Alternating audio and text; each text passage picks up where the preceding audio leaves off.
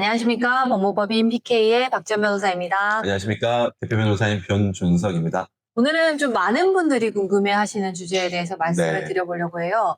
형사사건의 피해자, 변호사를 꼭 선임해야 될까요? 대답은 되게 간단합니다. 무조건 필요한 건 아닙니다. 하지만 사안에 따라서 피해자도 변호인 선임이 필요한 경우가 있습니다. 그러면은 필요한 경우도 있고 필요하지 않은 경우도 있다. 그러면 먼저 네. 변호사 선임이 필요하지 않은 경우는 어떤 경우인가요? 네. 우선은 사실관계가 명백하고 증거가 확보된 사건들의 경우에는 굳이 변호사 선임이 필요하지 않은 사건들이 많습니다. 네, 증거가 명백한 경우, 예를 들어서 어떤 네. 경우가 있을까요? 예를 들어서 112 신고로 인해서 경찰이 출동해서 CCTV가 확보된 교통사고 사건, 폭행 사건 같은 경우는 이미 물적 증거가 확보가 됐잖아요. 그렇기 때문에 수사기관도 충분히 수사를 할 수 있기 때문에 피해자가 변호사 선임이 필요하지 않은 경우가 종종 있습니다. 그러면 변호사가 필요한 경우, 어떤 경우들이 좀 있을까요?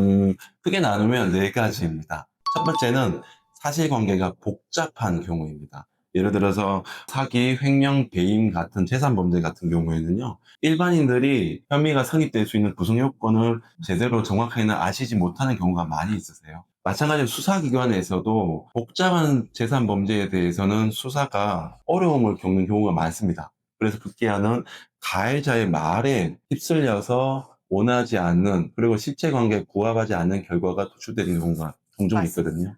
그런 경우에는 사실관계를 정리하고 증거를 확보하는 절차를 변호인을 통해서 조력을 받으실 필요가 있습니다. 맞습니다. 네. 구성 요건이 복잡한 경제 범죄 같은 경우에는 조력을 받으시는 것이 좋을 수 있겠네요. 최근에 또 문제가 많이 되고 있는 스토킹 범죄라든지 네. 촬영물 협박 같은 범죄들은 네. 어떨까요? 변호사가 필요할까요? 스토킹 범하고 중간에 연락을 취했거나 촬영을 직접 언급하지 않고 돌려서 협박을 한 경우처럼 통상적인 스토킹 범죄와 다른 경우에는 피해자도 변호사 선임을 하실 필요가 있습니다.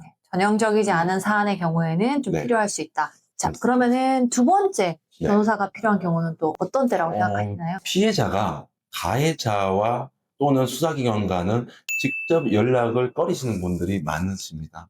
형사상 어떤 범죄의 피해를 입으신 경우에는 정신적인 트라우마를 겪으셔서 그 사건과 관련된 접촉을 상당히 꺼리시는 분들이 계시거든요. 그런 경우에는 변호인을 통해서 가해자와 합의를 수사기관과 수사에 관련된 조율을 하기 위해서 변호사 선임을 하시는 경우가 있습니다. 맞습니다. 실제로 사건을 하다 보면 가해자나 수사기관과 연락을 할 경우 굉장히 많은데 또 일일이 연락을 받게 되면 정신적인 고통이 좀 심해진다고 호소하시는 그렇죠. 분들이 많죠. 그러면 세 번째는 또 어떤 경우일까요? 세 번째는 피해자가 너무 불안을 해서 혼자 조사받기 어려우신 경우입니다. 이 영상을 보시는 많은 분들은 인생에서 경찰이나 검찰에서 조사를 받는 경우가 거의 없으시거나 한두 번 있을까 불과할 경우일 겁니다. 그렇기 때문에 설마 내가 그러겠어 라고 생각하실 수 있겠지만 정작 수사기관에 가서 수사 담당자 앞에서 조사를 받을 때는 본인이 무슨 얘기를 하는지, 본인이 어떤 질문을 들으시는지 제대로 파악을 하지 못하시고 중구난방이 되는 대답을 하시는 경우가 꽤 많이 있으십니다. 그런 경우에는 변호인과 같이 입회를 해서 피해자로서 자기가 어떠한 피해 사실을 입었는지, 무엇을 원하는지에 대해서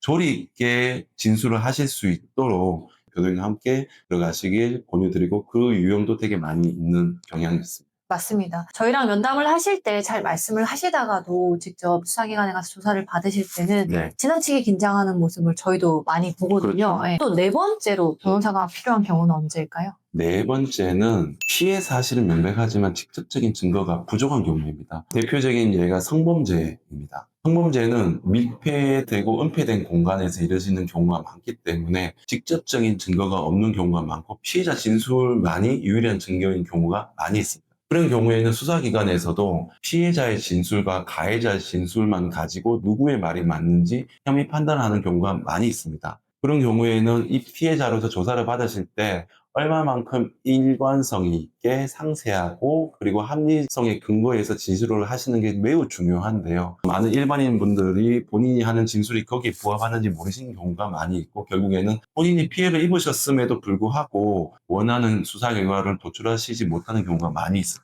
그렇기 때문에 그 경우에는 변호인 조력을 받으실 것을 적극 권유드립니다. 네, 물적 증거가 좀 부족한 경우에도 변호사의 도움을 받는 것을 권유드린다. 그러면은 변호사 선임이 필요 없는 사건에는 변호사 상담조차 필요가 없을까요? 그거 어떻게 생각하시나요? 그렇지는 않습니다. 여러분들이 생각하시는 만큼 상담료가 많지도 않습니다. 변호사가 선임이 필요하지 않더라도 형사 절차가 어떻게 진행이 되는지 수사 담당자가 무엇을 물어볼지 그런 것들에 대해서 많은 분들이 모르시는 경우가 많이 맞습니다. 있잖아요. 그렇기 때문에 미리 변호사 상담을 통해서 내 사건이 어떻게 흘러갈지 그리고 나는 어떻게 대응해야 될지에 대해서 조언을 받아보시기를 적극 권유드립니다. 네, 정리하면 피해자의 경우 무조건 변호사가 필요한 것은 아니지만 필요한 경우들이 있고 필요 없는 경우라 하더라도 변호사 상담을 받는 경우에 형사 절차에 대해서 큰 도움을 받으실 수 있다. 네, 맞습니다. 자, 오늘 영상은 여기서 마치도록 하고요. 다음번에 더 좋은 영상으로 찾아뵙도록 하겠습니다. 네, 지금까지 법무 PK 박지연 변호사였습니다. 네, 변윤석 변호사였습니다. 감사합니다.